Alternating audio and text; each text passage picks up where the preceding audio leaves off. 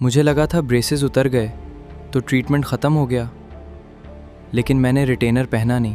आपने ब्रेसेस लगवाए 18 months, 20 months या फिर उससे भी ज्यादा। हर महीने अपॉइंटमेंट पे गए, हर बार डॉक्टर ने एडजस्टमेंट की, कभी डिस्कम्फर्ट हुआ, कभी खाना मुश्किल हुआ, लेकिन ट्रीटमेंट आपने कंप्लीट किया। और फिर एक दिन ब्रेसेस उतर गए और मिरर के सामने खड़े हो गए और फिर सोचा फाइनली अल्हम्दुलिल्लाह ट्रीटमेंट कंप्लीट हो गया। लेकिन अगर मैं आपसे कहूं तो कि ब्रेसेस उतरने के बाद ट्रीटमेंट असल में खत्म नहीं होती, तो ये बात बहुत से पेशेंट्स को ब्रेसेस उतरने के बाद पता नहीं होती। और फिर कुछ महीने बाद वही पेशेंट क्लिनिक में आता है और कहता है, डॉक्टर साहब मेरे दांत फिर से टेढ़े क्यों हो रहे हैं? तो आज हम इसी सवाल का जवाब देंगे। क्या ब्रेसेस के बाद वाकई दांत दोबारा टेढ़े हो जाते हैं? रिटेनर क्या है और क्यों इतना जरूरी है? और सबसे इम्पोर्टेंट, क्या रिटेनर जिंदगी भर पहनना पड़ता है? अगर आपने ब्रेसेस लगवाए हैं या फिर लगवाने का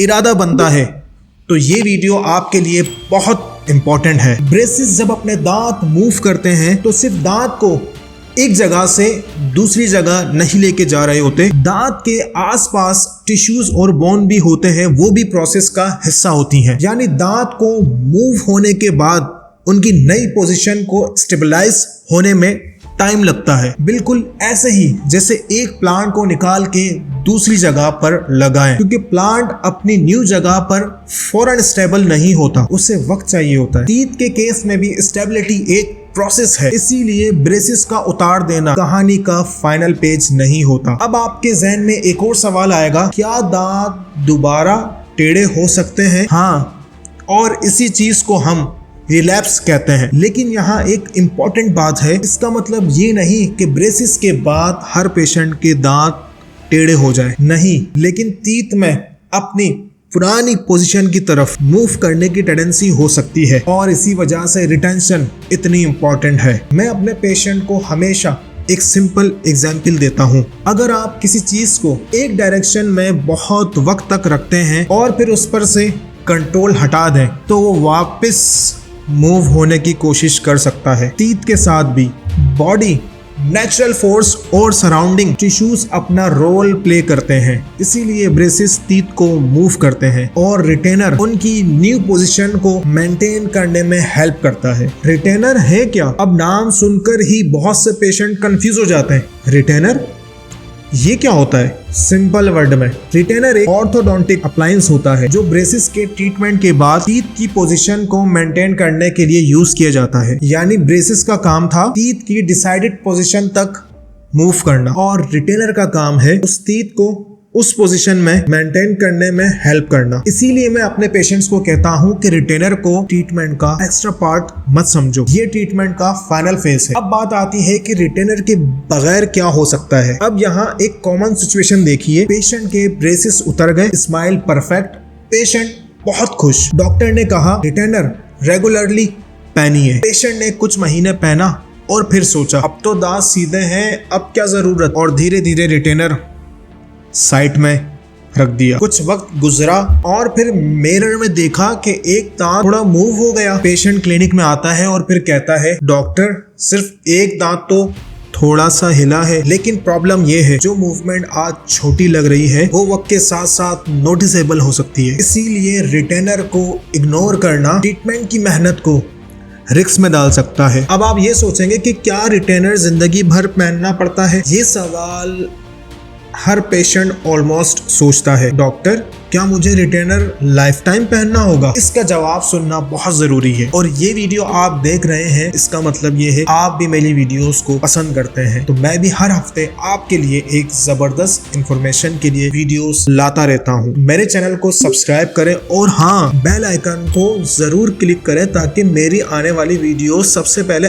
आप तक पहुंचे और आप उस वीडियो से एक नई चीज सीखें और उसके साथ साथ आपके बहुत सारे सवालात के जवाब भी आपको इन वीडियोस में मिल जाते हैं। Come to the point, retention की रिक्वायरमेंट पेशेंट और केस के मुताबिक डिफरेंट हो सकती है। शुरू में रिटेनर ज्यादा रेगुलर रिकमेंडेड किया जा सकता है और बाद में डॉक्टर की इंस्ट्रक्शन के मुताबिक वेयरिंग स्केड्यूल चेंज हो सकता है। लेकिन एक रियलिटी ये है, टीथ में मूवमेंट की टेंडेंसी कंप्लीटली जीरो नहीं होती, इसीलिए लॉन्ग टर्म रिटेंशन अक्सर ऑर्थोडोंटिक ट्रीटमेंट का एक इम्पॉर्टेंट पार्ट होता है। यानी अगर आप मुझसे पूछें क्या ब्रेसिस के बाद हमेशा कुछ ना कुछ रिटेंशन की जरूरत पड़ सकती है, तो जवाब है हाँ, हो सकती है। लेकिन एग्जैक्ट स्केड्यूल आपके ऑर्थोडोंटिस्ट आपके केस के मुताबिक डिसाइड करता है। अब एक और इंटरेस्टिंग क्वेश्चन, फिक्स या फिर रिमूवेबल रिटेनर भी डिफरेंट टाइप्स के होते हैं। कुछ रिटेनर रिमूवेबल होते हैं, आप उन्हें खुद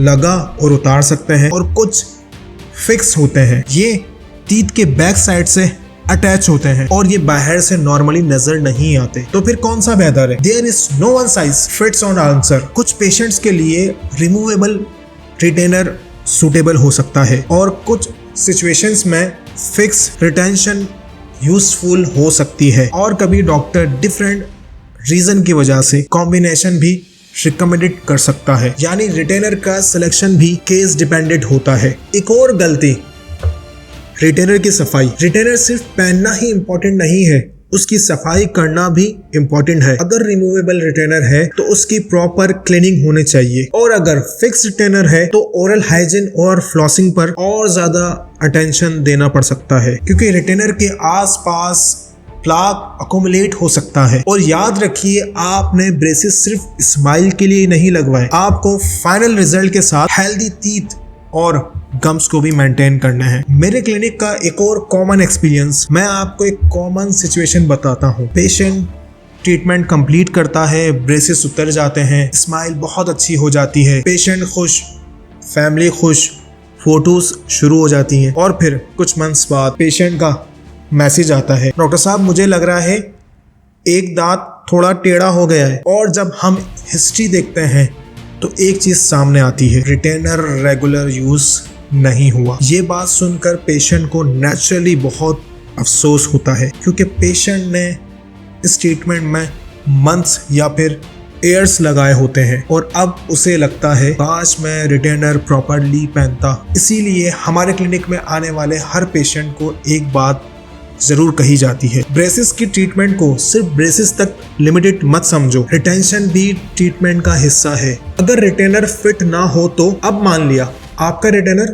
पुराना हो गया या टूट गया, या पहले फिट होता था अब प्रॉपरली फिट नहीं हो रहा, तो क्या करें? उसे फोर्सफुली मत पहने और खुद से डिसीजन मत करें, थोड़ा प्रेशर है पहन लेता हूँ, नहीं। सबसे पहले आप अपने ऑर्थोडोंटिस्ट से कांटेक्ट करें, क्योंकि रिटेनर का फिट चेंज होना टीथ मूवमेंट की इंडिकेशन भी हो सकती है, क्योंकि डॉक्टर चेक करके डिसाइड करेगा कि रिटेनर कंटिन्यू करना है, एडजस्ट करना है, या फिर नया बनाना है, या फिर फ्यूचर ट्रीटमेंट की जरूरत है। सबसे इम्पोर्टेंट लेसन अब मैं आपको बताता हूँ, अगर आप ब्रेसेस लगवाने का प्लान कर रहे हैं तो ट्रीटमेंट स्टार्ट करते वक्त सिर्फ ये मत पूछिएगा ब्रेसेस कितने मंथ लगेंगे, बल्कि ये पूछिएगा ट्रीटमेंट के बाद रिटेंशन प्लान क्या होगा, क्योंकि आपका गोल सिर्फ ब्रेसेस उतरवाना नहीं होना चाहिए, आपका गोल होना चाहिए रिजल्ट को मेंटेन करना। और शायद ब्रेसेस के पूरे ट्रीटमेंट में सबसे इम्पोर्टेंट ब्रेसेस खुद नहीं है, सबसे इम्पोर्टेंट है कंसिस्टेंसी। अपनी मंथ्स की अपॉइंटमेंट पे गए, अपनी डाइट का ख्याल रखा, ओरल हाइजीन मेंटेन की, डॉक्टर्स की इंस्ट्रक्शन को फॉलो किया, और फाइनली आपको स्माइल मिल गई। और अब उस स्माइल को मेंटेन करना भी आपकी रिस्पॉन्सिबिलिटी है, क्योंकि हम दांत सीधे करने में मंथ्स लगा देते हैं। और मैं हमेशा एक लाइन याद रखना चाहता हूँ, ट्रीटमेंट का एंड ब्रेसेस उतरने पर नहीं होता, असली कामयाबी तब है जब आप उसको मेंटेन करते हैं। लेकिन अगर किसी पेशेंट को ब्रेसेस की जरूरत ही ना हो और वो सिर्फ अपनी स्माइल का शेप या अपीयरेंस इंप्रूव करना चाहता है, तो फिर विनियर क्या होते हैं? क्या विनियर हर किसी के लिए सूटेबल है? क्या ब्यूटीफुल स्माइल के लिए अपने नेचुरल टीथ को डैमेज करना जरूरी है? इस सवाल का जवाब नबील वाइस बॉक्स की अगली वीडियो में होगा। और अभी आप ब्रेसेस लगाने के लिए सोच रहे हैं, इस वीडियो में आपको पूरी एक डिटेल मिल जाएगी। हमारे चैनल को सब्सक्राइब कर लें और बेल आइकन को जरूर क्लिक कर लें। मिलते हैं नेक्स्ट थर्सडे एक नई वीडियो के साथ। अल्लाह हाफिज।